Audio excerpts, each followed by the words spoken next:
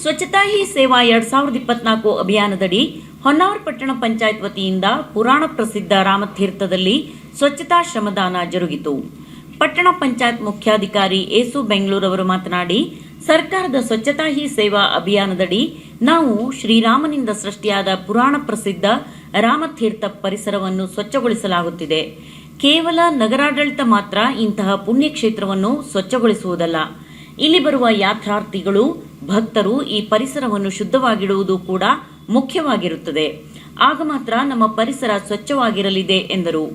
ಈ ಸಂದರ್ಭದಲ್ಲಿ ಪಟ್ಟಣ ಪಂಚಾಯತ್ ಸಿಬ್ಬಂದಿ, ಆಡಳಿತ ಮಂಡಳಿಯವರು ಇದ್ದರು.